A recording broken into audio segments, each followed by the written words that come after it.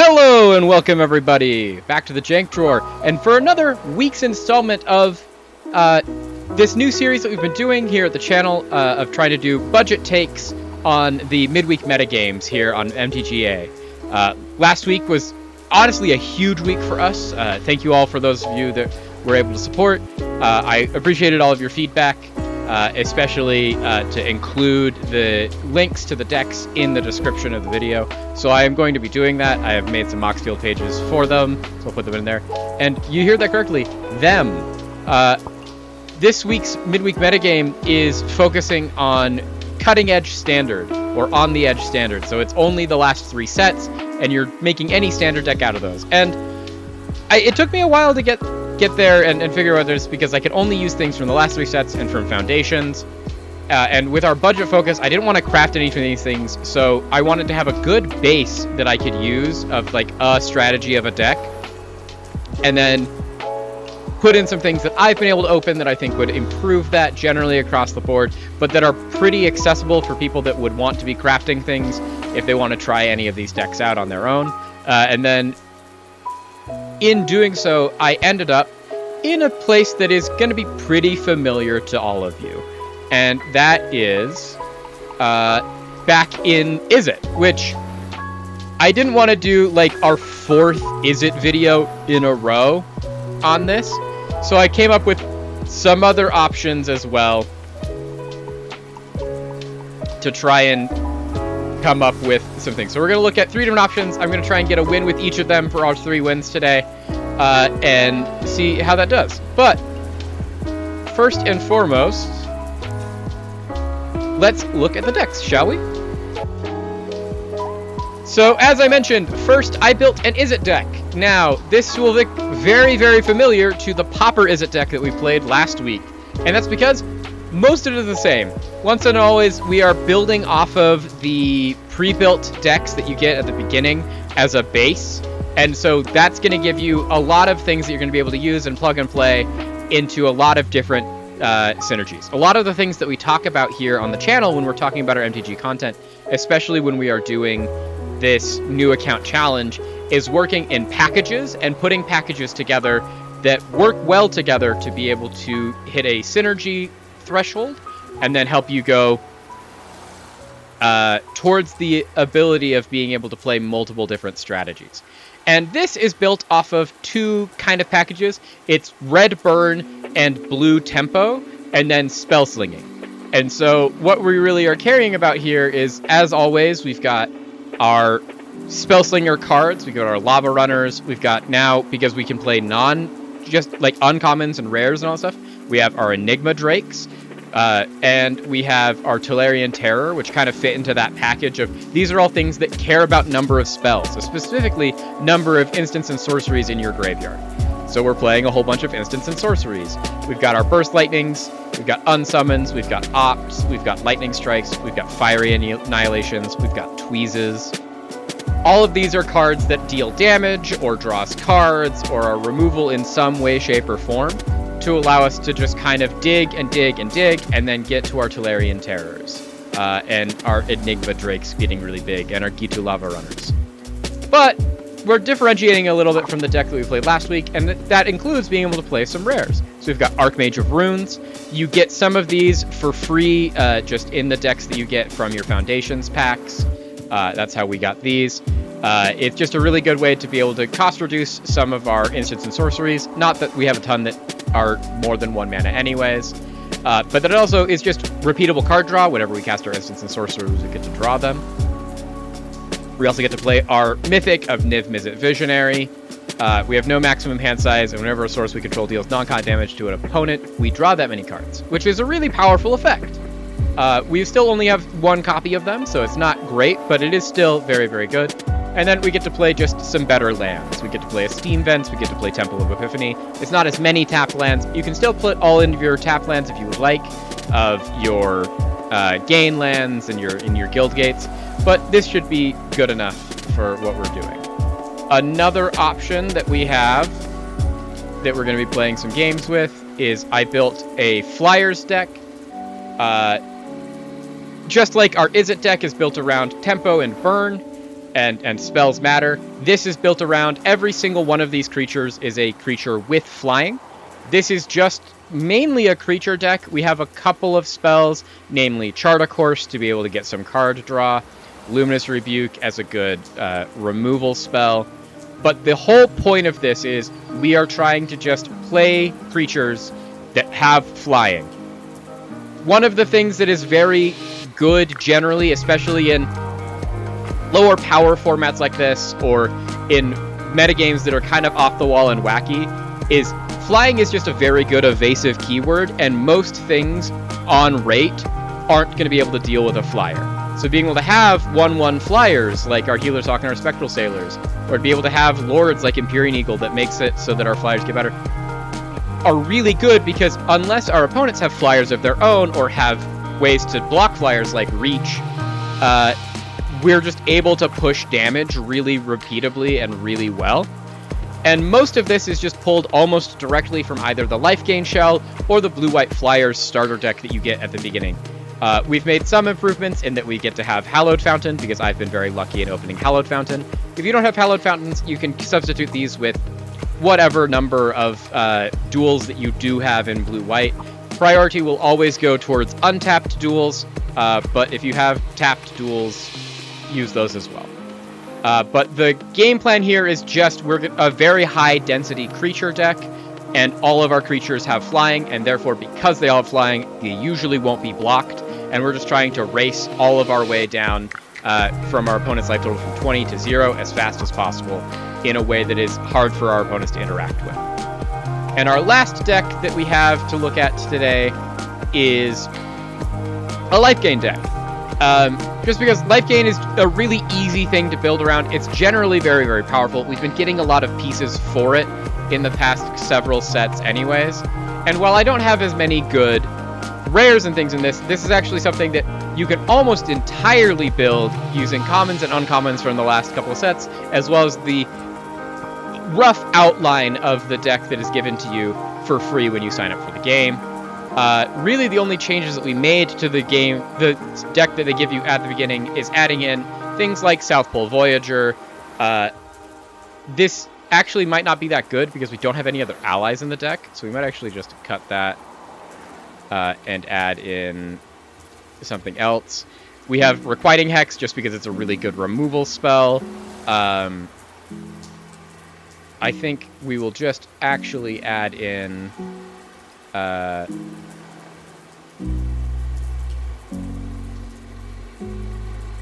think we'll cut up Plains and add these two Healer's Hawks. Just add more low to the ground threats to try and get to their... We've got Wanderbrine Peachers, they gain you life, Angels of Vitality, Cat Collectors, Dazzling Angels, Inspiring Overseers, Twin Blade Paladins, Vanguard Seraphs, Southwind Avatars, Fiendish Pandas. Just a whole bunch of things that care about us gaining life, have benefits for us gaining life. And then we're splashing black mainly for removal spells, and then Southwind Avatar, which gains us life whenever a creature dies, but also whenever we gain a life, it pings our opponent for 1, which is just pretty good to have. So these are 3 decks that, like, you should be able to get pretty easily, because they are based off of shells that you already get for free by signing up with the game. And then just add in whatever good cards you have that you have opened or you've been lucky enough to open to fill in a lot of those slots. The core themes should be pretty apparent to all of them. With that, let's jump into our first game, shall we? Okay, we are back with our first game, chat, and this is a pretty good opening hand. We've got an Opt, we've got a Gitu Lava Runner, we've got a Tolarian Terror, we've got something to do on 1, we've got something to do on 2, we've got something that'll remove kind of any creature in the format on 3, and eventually we'll be able to start dropping these big Tolarian Terrors.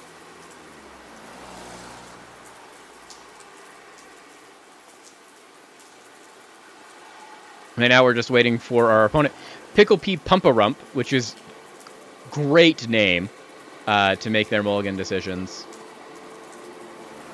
But the general philosophy, as we learned from when we were watching this, and when we were recording this last week, when we were playing a very similar version of this deck, is that we're just trying to play good, cheap threats, like the Gitu Lava Runner, and then we're trying to pair that with very powerful top ends like Tolarian Terror, and now we just get to add even more powerful top ends and better payoffs in the deck, because we get to add in things like the Niv Mizzet, that's a big 6-mana flyer. We get to add in the 3/6 Giants that draws cards when we cast spells. We get to add in better removal spells. Fiery Annihilation is 3 mana, but it now deals 5, and so we have something that can deal 5 damage, which is a good amount of damage.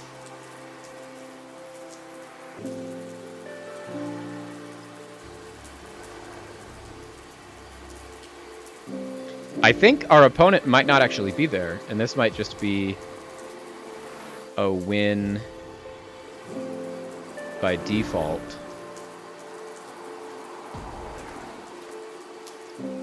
We'll keep the 7. So we're actually going to lead on basic island in a vacuum here, and opt, because if we can opt into another blue spell, like another opt or another unsummon or something like that, we can then be able to Gitu Lava Runner next turn and have 2 spells in our graveyard. Honestly, that doesn't actually save us any damage, so I think we will probably just lead on Mountain Gitu Lava Runner, because we have more 1-mana red spells that we would want to draw anyways next turn. But it does look like our opponent is not actually here, which is a shame. They have really cool sleeves.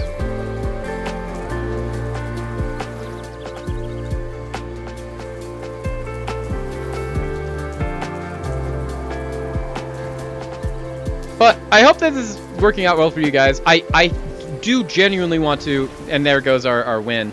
I do genuinely want to thank you all for all your support in the last video. That was the most viewed video we've ever made.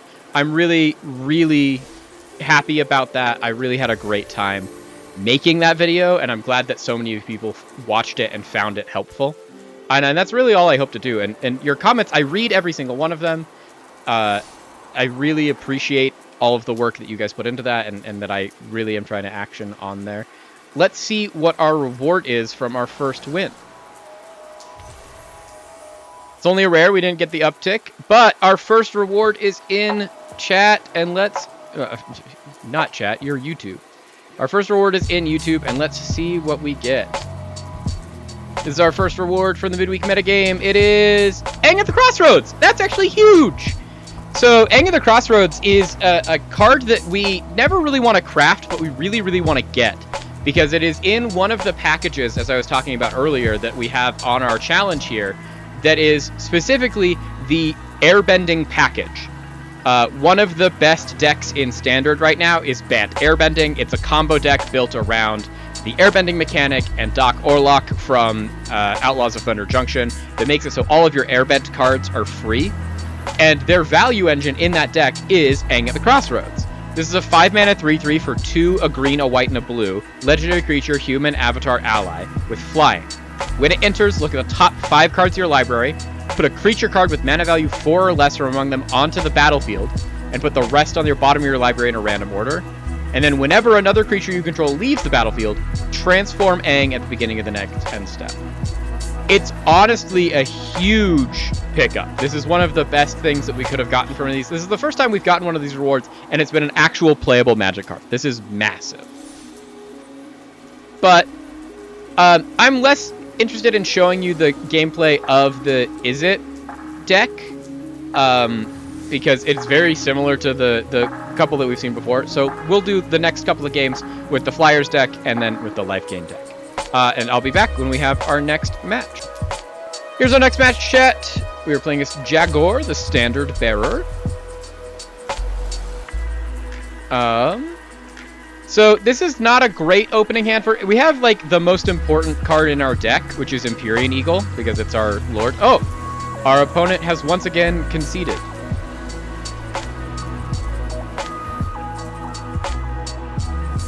Well, we'll get the rewards, but I will probably still play since I want to get actual gameplay with some of these decks. But... we got another reward! Let's see what it is! It's another rare, chat. It's another rare, YouTube. Let's see. Firebending Student. Okay, this is a 2-mana 1/2 with Prowess, with Firebending X, where X is this creature's power. As far as rares go, this isn't one that we're super excited about, but it's still a pretty good one. And it goes pretty well into several of the Is It Prowess strategies that are very popular in Standard right now. And so for that deck, this is a pretty good pickup. We're very far away, and that's not a deck that we're looking to build, but this is pretty great. Let's see if we can get lucky and get a game with the life gain. And then I will afterwards get other games with the other decks. But I'll be back with our next game. Okay, here's our next game. Let's see if we can get a game that doesn't just immediately surrender. This is a great hand. We've got our Leonin Vanguard. We can play Wanderbrine Preacher on 2. We basically just have a perfect curve out into Cat Collector on 3, and then we can start making cats.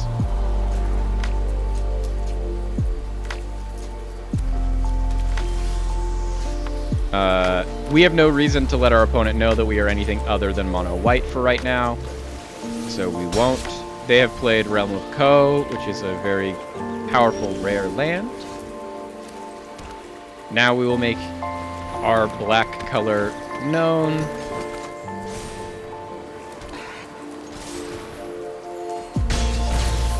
We'd really like to draw a land here, because if we can draw a land, we can play our Fiendish Panda.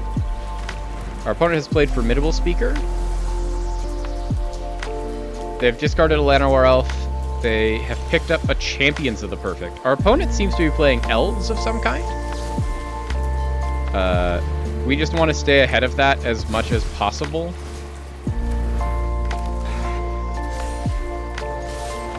Because right now, we get to attack our opponent down to 7. Because the thing is like, we can't beat a single resolved Champions of the Perfect, honestly. Oh, our opponent didn't hit land number 4, and they are done. We will just Requiting Hex to kill their one blocker. We'll go to combat. And there we go. And that's kind of the basic strategy there, is like you have just a couple of different removal spells to be able to work with whatever your opponent does. And then the synergy is just in gaining life and having payoffs for gaining life. There's nothing really reinventing the wheel there, but it's still something that you can do.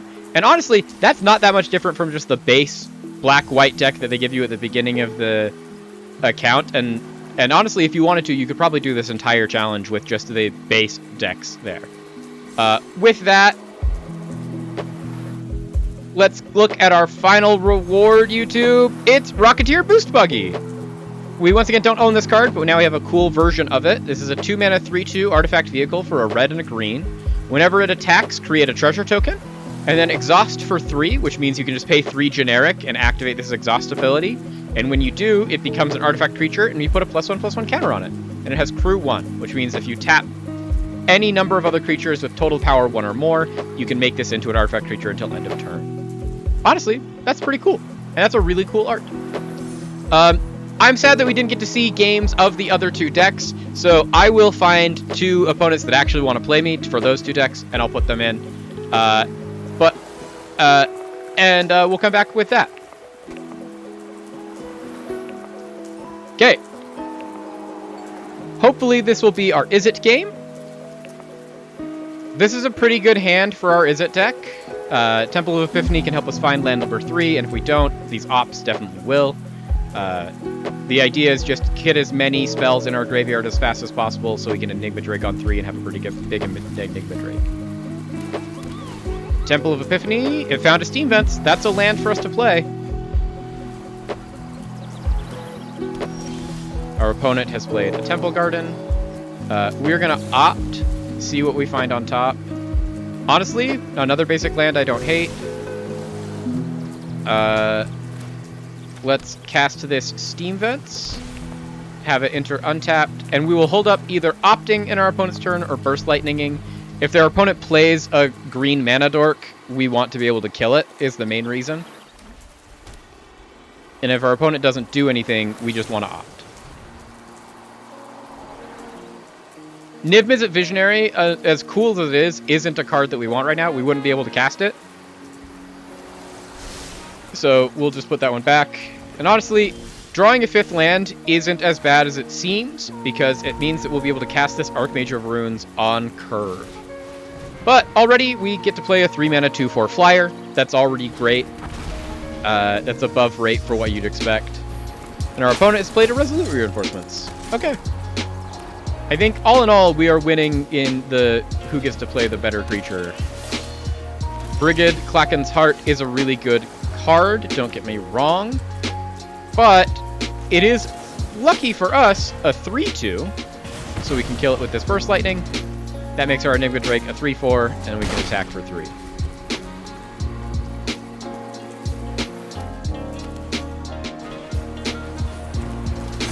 Glad we did that last turn. Our opponent has played an Anthem effect. Let's play this island, and then we can play a Tolarian Terror and a Fanatical Firebrand.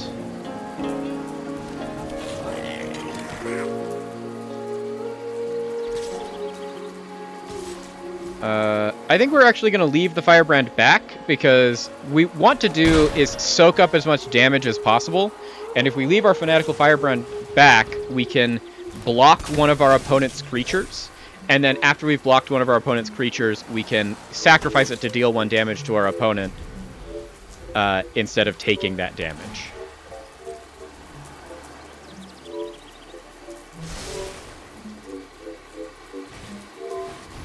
Suki Kyoshi Warrior. Okay, so it's a 7/5 because of the Anthem buff. And the fact that they have 6 creatures. We will pass to blockers. We will block. And we will block. We're going to still take 6. Let's do 1 damage here.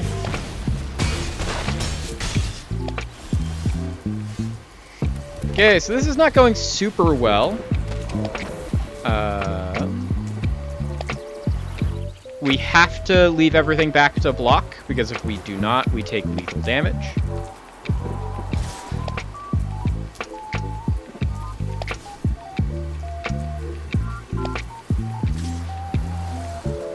Attacking just with their Suki is fine. We can block Suki with the Tolarian Terror. We can block the ally with the Archmage of Runes. Okay, so we are going to start trying to eliminate some of these threats. So, and whenever we cast an instant or sorcery, we get to draw cards with our Archmage, which is great. Unsummon usually is just a very good bounce spell, but because all of our opponent's creatures are tokens, this is a removal spell, since tokens aren't actual cards, and so they can't be returned to hand.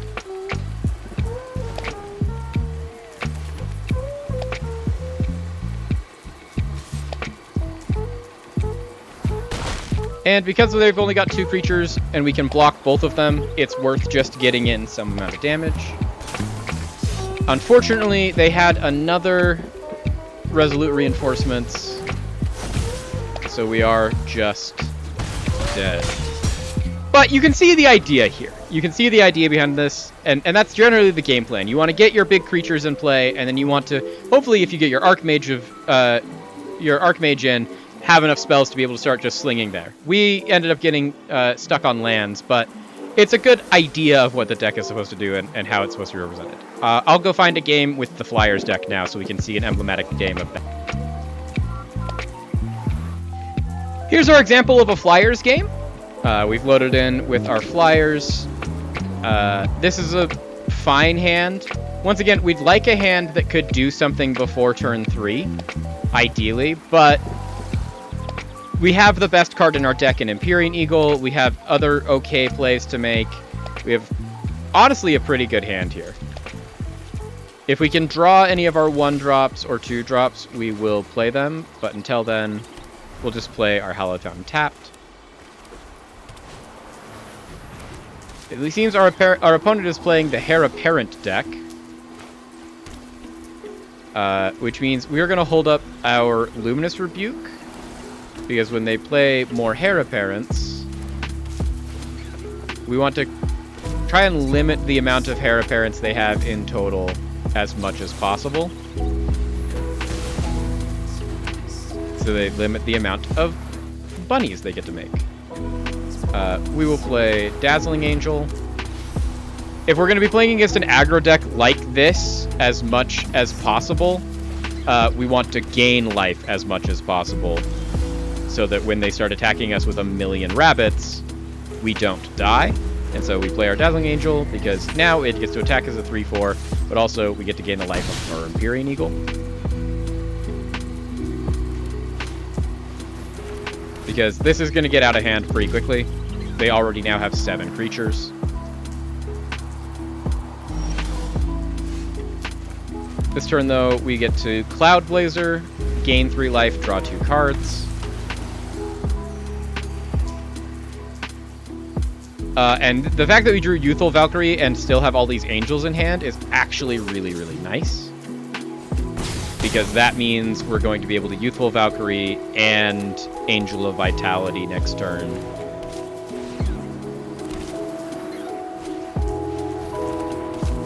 Our opponent has made so many rabbits.